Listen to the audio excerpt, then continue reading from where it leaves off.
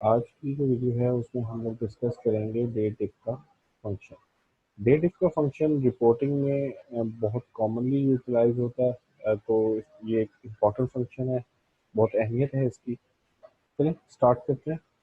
तो date if का जो फंक्शन है वो हम बेसिकली जिस तरह से मैं स्क्रीन पे हाईलाइट कर रहा हूँ, तीन पैरामीटर्स लेके जाता है। तो पहला पैरामीटर है वो बेसिकली स्विच होता है। स्विच बेसिकली ये डिफाइन करता है कि जो आपके पास डेट टाइम वैल्यू आ रही है, अ, उसका कौन सा पार्ट जो है वो बेसिकली डेट डिफ के फंक्शन उस पर अप्लाई होगा। फॉर एग्जांपल ईयर पे, मंथ पे, डे पे, आवर्स पे, मिनट्स पे, सेकंड्स पे, मिली सेकंड्स पे, सो एंड सो फॉर।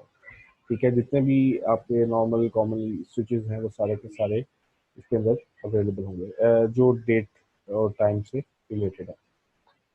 उसके बाद आपके पास वैल्यू वन, जो आपकी इसमें मतलब पैरामीटर की वैल्यू वन जो भी आप देना चाहते हैं वो आएगा। और उसके बाद आपने वैल्यू टू यानी कि जो सेकंड पैरामीटर वैल्यू है वो देंगे, जिनकी बुनियाद आपने डिफरेंस करना है। और बेसिकली जो फार्मूला इसका यूटिलाइज होता है वो बेसिकली ये होता है कि आपकी जो वैल्यू टू है उसमें से वो वैल्यू वन को माइनस करता है based on the switch value.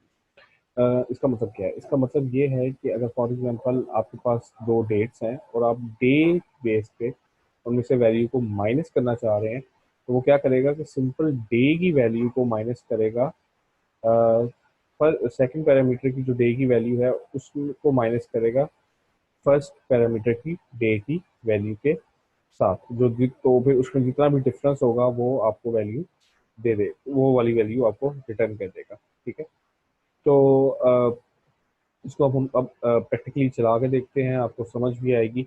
मैंने बेसिकली यहाँ पे दो वेरिएबल्स ऊपर डिक्लेयर किए हैं, बड़े सेल्फ डिफाइंड किस्म के हैं कि फर्स्ट पैरामीटर डेट वैल्यू है और सेकंड पैरामीटर डेट वैल्यू है। और दोनों के अंदर जो है वो मैंने एक डेट वैल्यू, डेट जो है वो मैंने डेट टाइम जो है वैल्यू वो सेट की हुई है। ठीक है, तो और नीचे क्यूरी के अंदर जो है वो मैंने वैल्यूज को पहले शो करवाया है और बेसिकली मैंने उसके बाद डेट डिफ का फंक्शन यूटिलाइज किया है और उसमें से और उसमें मैंने पैरामीटर्स की वैल्यूज मैंने दे दी है। ठीक है, तो इसको चला के देखते हैं और देखते हैं कि क्या रिजल्ट्स आते हैं हमारे पास। ये देखें, जो हमारे पास वैल्यू वन है वो बेसिकली इस वक्त जो करंट सिस्टम की डेट टाइम है वो है 2019-01-09, 12:32 और 17 सेकेंड। और वैल्यू टू जो है वो हमने मैं इसमें मैंने सिंपल डेट वैल्यू आ रही है, क्योंकि मैंने फार्मूले में ई ओ मंथ का फंक्शन यूटिलाइज किया और ये आप लोगों को मैंने पहले भी ई ओ मंथ के स्पीड में बताया कि ये सिंपल डेट को रिटर्न करती है। तो इसके अंदर सिंपल डेट आई है।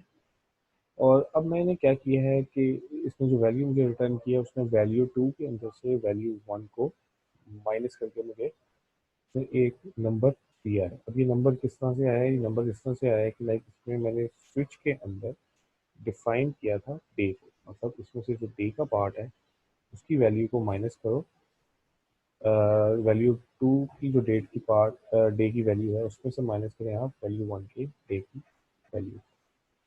तो 31 में से उसने नौ माइनस 9 माइनस किया, या 31 में से 9 माइनस किया, तो उसने रिटर्न किया रिजल्ट 22। कितने डेज का डिफरेंस। ठीक है, तो अगर फॉर एग्जांपल अब मैं अगर यहाँ पे मैं कहता हूँ कि ये डेट ऐड का फंक्शन यूटिलाइज करूँगा और ईयर के अंदर मैं कहता हूँ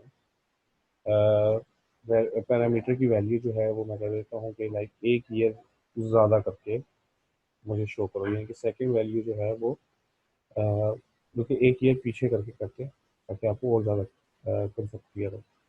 तो अगर एक ईयर पीछे यानी कि 2019 की बजाय 2018 हो तो देखिए फिर क्या रिजल्ट आता है।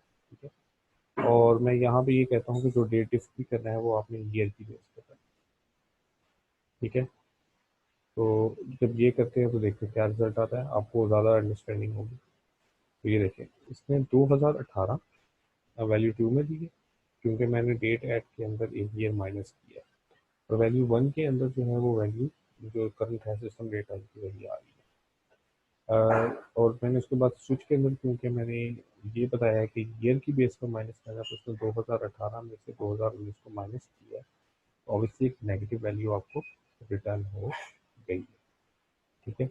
और अगर मैं इवन के यहाँ पे अगर डे का स्विच देता हूँ कि डे डे की बेस पे वो मुझे करके दे, देखते हैं कि क्या रिजल्ट आता है।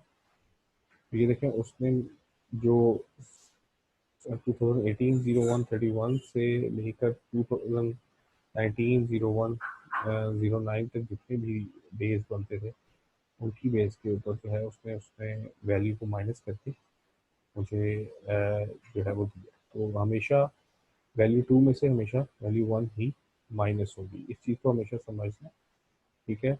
और हमेशा आपने इस चीज़ का ख्याल रखना है कि अगर आपको रिजल्ट पॉजिटिव चाहिए तो वैल्यू 2 जो है वो हमेशा ग्रेटर दैन आपने वैल्यू 1 रखनी है। अदरवाइज़ आप अगर ये बहुत कॉमनली होता है कि लोग रिपोर्ट्स के अंदर पैरामीटर्स की वैल्यूज़ को इंटरचेंज करते रहते हैं क्यूरीज के अंदर अपने, उससे रिपोर्ट भी जो है वो बार बार चेंज होती रहती है। तो बाज़ दफ़ा ये इतना डिज़ास्टिक होता है कि पैच वर्क की तरफ ये चीज़ें चली जाती हैं। हालांकि सिंपल अगर आपको पता हो कि वैल्यू 2 में से वैल्यू 1 जो है वो आपकी माइनस होगी बेस्ड ऑन द स्विच और वैल्यू 2 हमेशा ग्रेटर रखनी है, तो आपकी रिपोर्टिंग पॉइंट्स जो हैं वो बहुत ज़्यादा सिंप्लीफाइड हो जाते हैं।